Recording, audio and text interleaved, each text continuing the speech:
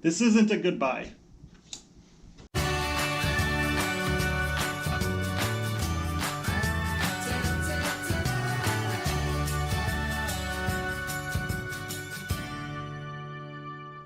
Hello and welcome back to another episode of Hockey Talkie. My name is Clay. Thank you for tuning in. Yeah, that happened. Blackhawks made a huge trade prior to the NHL entry-level draft on Friday night. And, yeah.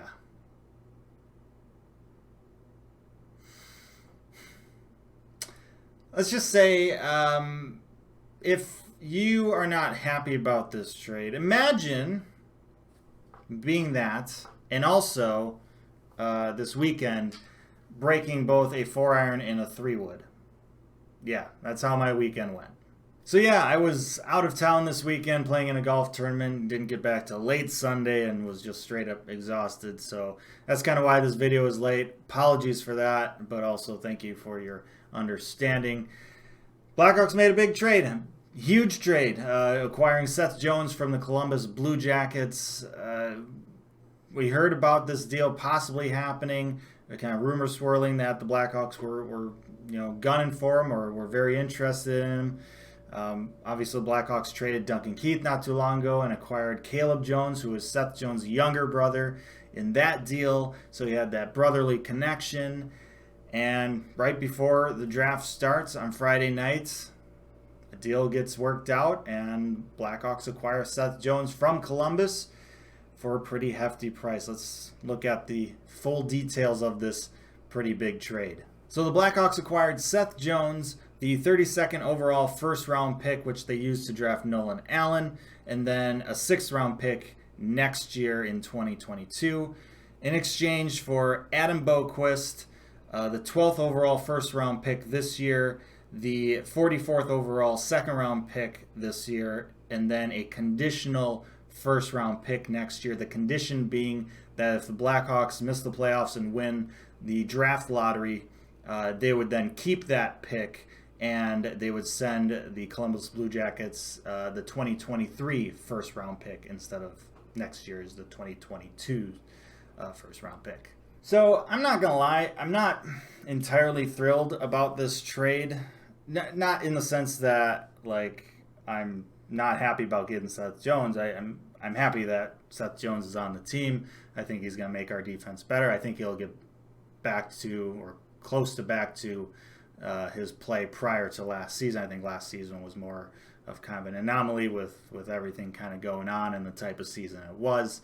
And quite frankly, he better get back to his previous play, because the contract that he signed, the extension that he signed with the Blackhawks, 8 years, $9.5 million, he better get back to basically his prime play for a number of years coming up here.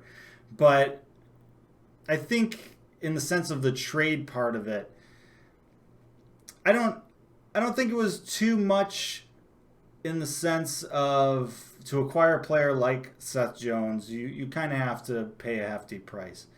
But I think the situation where Seth Jones obviously wanted out of Columbus, and he wasn't going to go anywhere outside of Dallas or Chicago, and Dallas backed out. Like, Columbus didn't have a whole lot of, like, cards, right? They didn't have the upper hand. So I felt like, we probably could have done a little bit better. Maybe not giving up, a first-round pick, maybe a second or a third or something, or just kind of maybe make it a little bit more in the favor of the Blackhawks. Obviously, I wasn't in the room or wasn't on the phone talking, between these two GMs. I don't know. But quite frankly, with the history between these two teams and trades, can we just not trade with Columbus anymore? Like, that would be quite fantastic in my book. I'm obviously sad to see Adam Boqvist go. I like the kid. He wore my favorite number, 27, so had a little bit of a connection there. And I know he had his struggles, but he's only 20 years old. He had plenty of time to develop and reach his prime.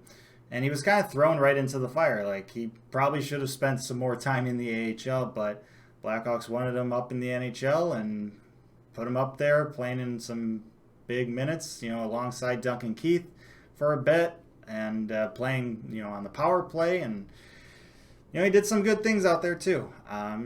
He was developing, but Seth Jones is an upgrade over Boqvist at this point in time, and hopefully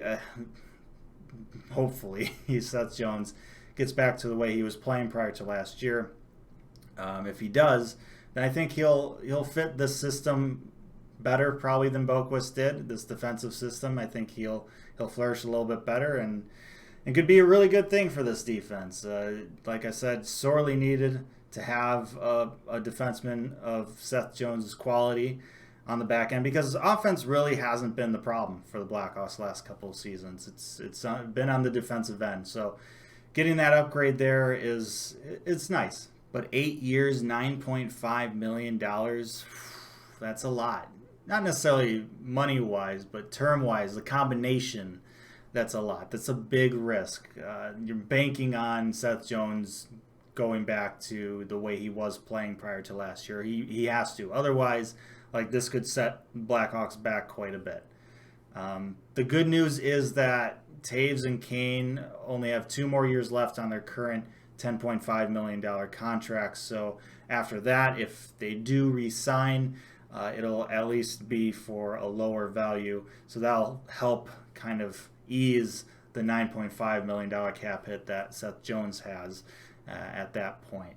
So that's kind of the good news about it. But yeah, I mean, Seth Jones is going to be in his mid-30s when this contract expires. So here's hoping. Thank you so much for watching this video. Let me know your thoughts about this big trade down in the comments section below. Like, share, and subscribe. Appreciate that as always. Once again, thank you for your patience and understanding. I know this video is a bit delayed, and so will be all the other videos I need to still make, because there was a lot of things that happened. Entry-level draft, signings, and stuff like that. So yeah, plenty of videos to come pretty quickly here. But until then, stay safe, make good decisions, and I'll see you next time.